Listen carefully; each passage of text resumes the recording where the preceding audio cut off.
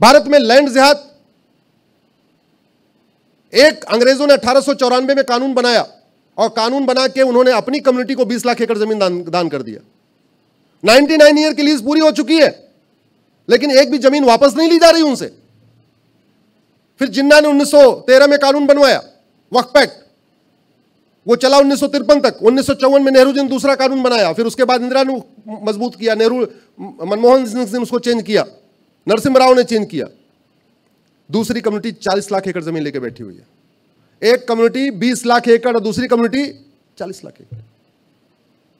जमीन पे कब्जा हो गया तो जमीन तो फिक्स एसेट है ना, अगर उसको वापस नहीं लेंगे, उसकी ऑडिट नहीं होगी तो फिर बात कैसे बनेगी? बनाना पड़ेगा।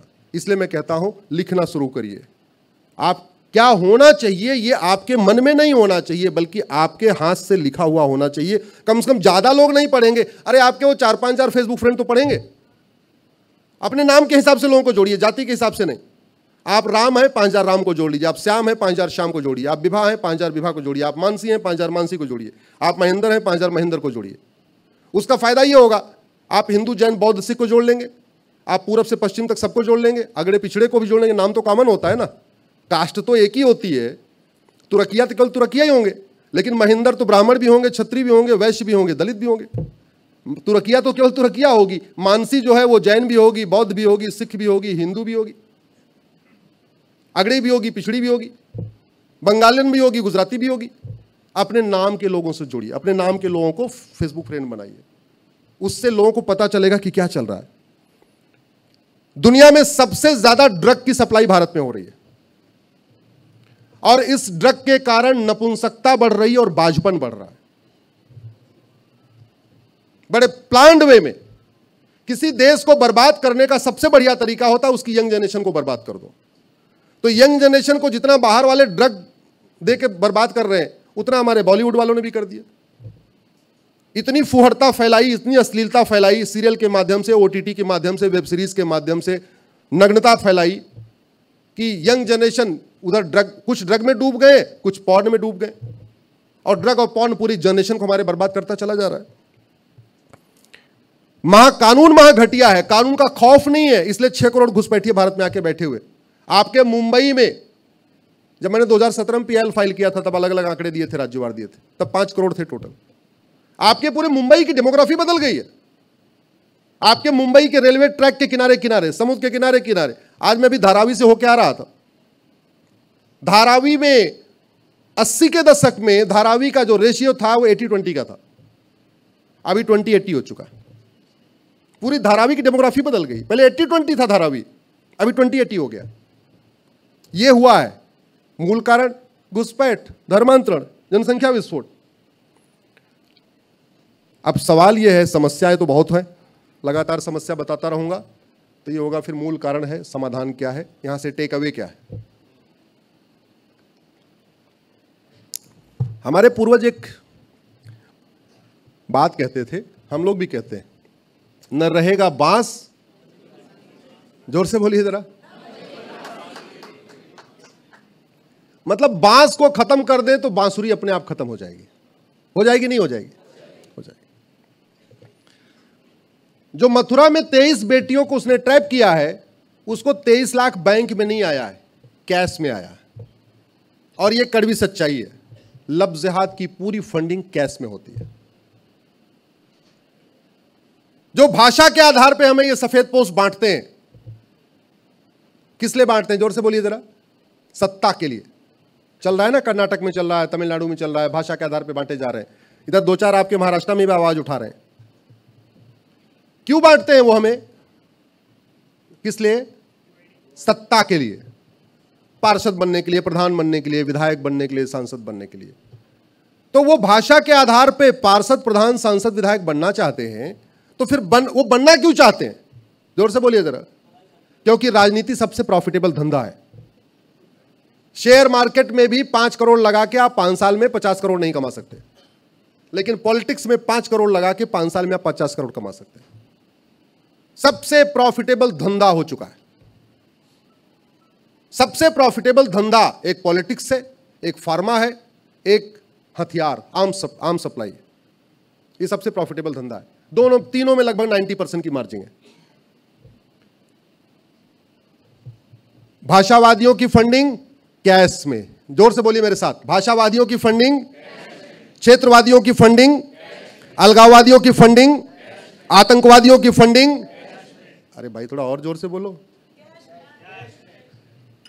माओवादियों की फंडिंग, नक्सलियों की फंडिंग, लब जिहादियों की फंडिंग, लैंड जिहाद की फंडिंग, ड्रग का कारोबार, हुक्का बार, डांस बार, सट्टा बार, किडनैपिंग कारोबार, भाड़े पे हत्या, घुसपैठ जिहाद, हलाल सर्टिफिकेशन, घुसपैठियों का आधार, घुसपैठियों का राशन कार्ड, घुसपैठियों का बर्थ सर्टिफिकेट, घुसपैठियों का ड्राइविंग लाइसेंस, घुसपैठियों की वोटर आईडी, जमातियों की फंडिंग, मिशनरियों की फंडिंग, जिहादियों की फंडिंग, थाने का भ्रष्टाचार, तहसील का भ्रष्टाचार, कचहरी का भ्रष्टाचार, हवलदार थानेदार, पेशकार तहसीलदार, फर्जी पट्टा, फर्जी रजिस्ट्रार, लेखपाल पटवारी, जासूसी गद्दारी, पत्रकारों की फंडिंग, यूट्यूबरों की फंडिंग, गौ तस्करों की फंडिंग, मानव तस्करी,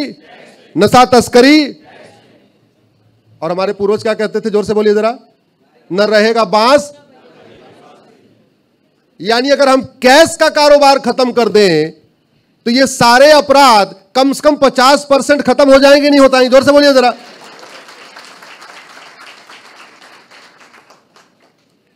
देखो, वकालत करने के पहले मैं इंजीनियर था,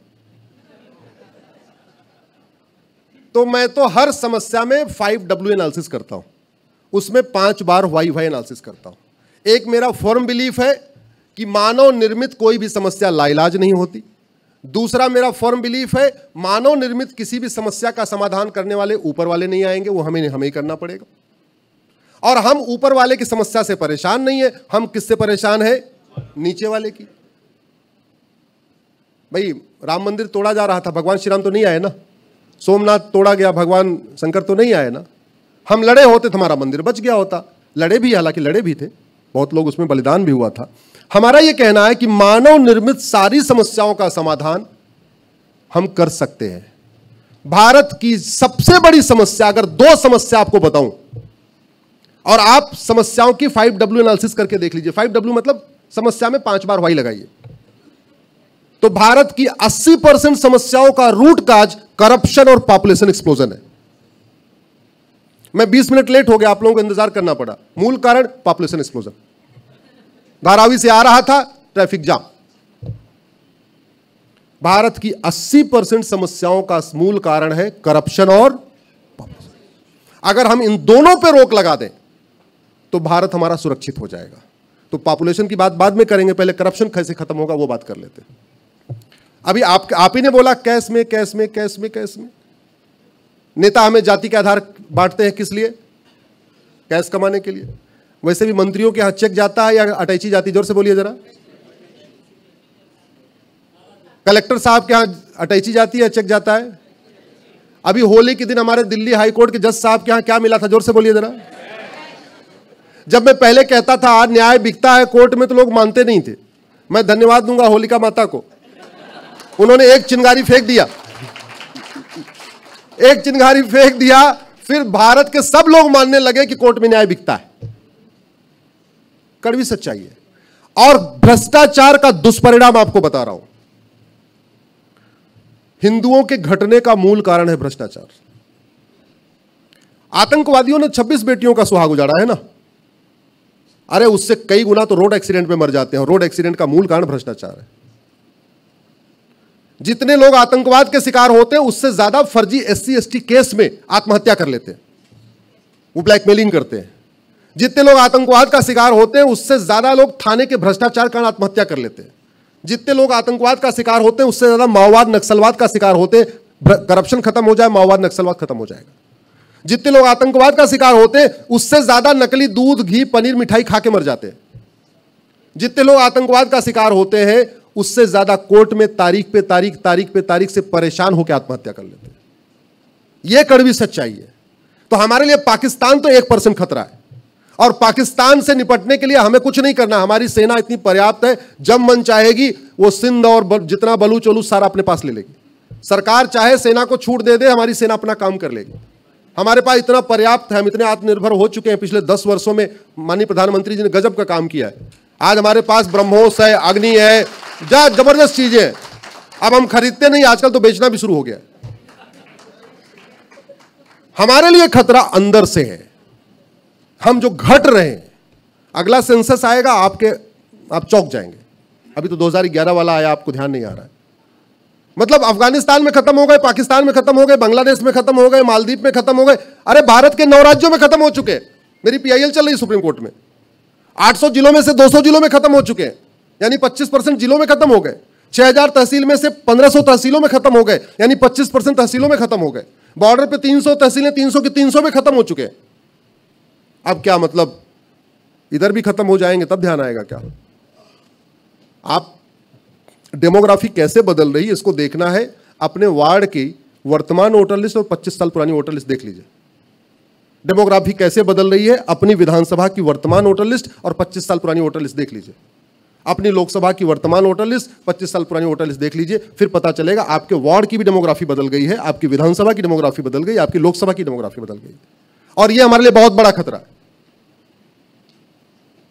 बहुत जल्दी सैटेलाइट से सर्वे होने के बाद पता चलेगा कि मंदिर से ज्यादा संख्या चर्च और मस्जिद की हो चुकी है।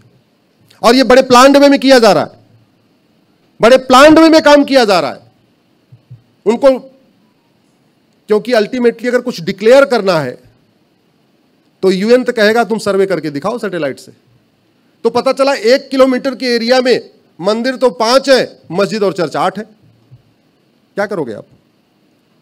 और ये बड़े प्लान वे में। अच्छा, स्ट्रक्चर भी कैसे कैसे बन रहे हैं, जो इस्लाम में हराम है वो भी बनाया जा रहा है। जैसे मजार, दरगाह, पक्का कब्रिस्तान बनाना इस्लाम में हराम है। Arab, Dubai, Kuwait, Abu Dhabi, Bahrain में एक भी मजार नहीं है, एक भी दरगाह नहीं है, एक भी पक्का कब्रिस्तान नहीं। ला इलाहा इल्लल्लाह का मतलब क्या है? अल्लाह के अलावा और कोई दूसरा इबादत योग्य नहीं है। तो फिर हाजी अली में किसकी इबादत हो रही है? हाजी अली से निकलते समय मुझे एक चीज ध्यान आता है कि अभी तो इतना पाट वाट दिया तब भी इतना पानी है। तो जिसकी दरगाह, भाई दरगाह तो वहीं बनती है ना जहां व्यक्ति अंतिम सांस लेता है। तो हाजी अली साहब उस पानी में जाके अंतिम सांस लिए कैसे होंगे?